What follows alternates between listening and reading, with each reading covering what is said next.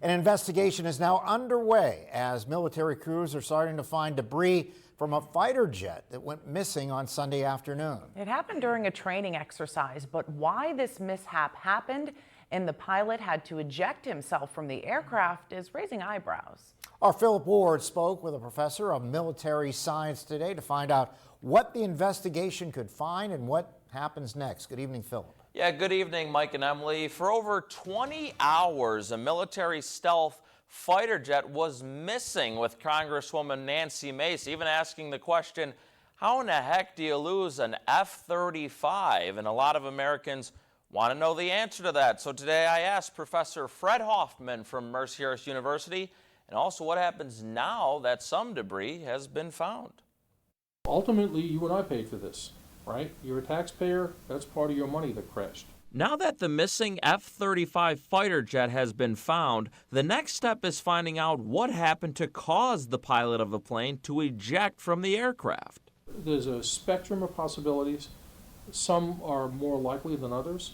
I think if I was a betting man, and I'm not, but if I was a betting man, I would put money on equipment failure, mechanical error. I mean, it's expensive. I mean, it's three. Professor Fred Hoffman from Mercyhurst University spent 30 years in the United States military and pinpoints one particular problem that may have caused the plane to go down. In training, they normally have these things called Lunenburg lights, and they're on top of the wings.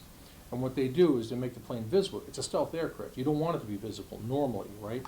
But for training purposes, you want to have it visible. So the question is, why weren't these lights activated, or if they were activated, why didn't they work? And even though these mishaps happen from time to time, Professor Hoffman isn't ruling out foul play from a foreign adversary. The Chinese, for example, they're very adept at hacking into our systems and stealing proprietary information. It's what they do. In fact, they've got one stealth fighter that we believe they stole a lot of information to build that, right?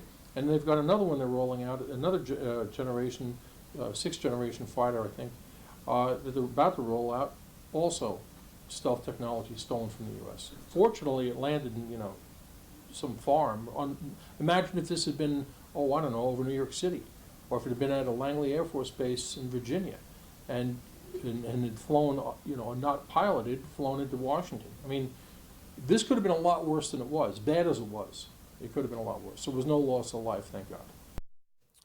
Mike and Emily, Professor Hoffman also says that this aircraft is even used by the British and Italians as well, so it's very trusted, but this aircraft are becoming more complex and each system has their own components, so at times mistakes like these can happen. As for the pilot, we know he's been discharged from the hospital that he was being treated at and does not have any serious injuries. Live in the studio, Philip Ward, Erie News Now.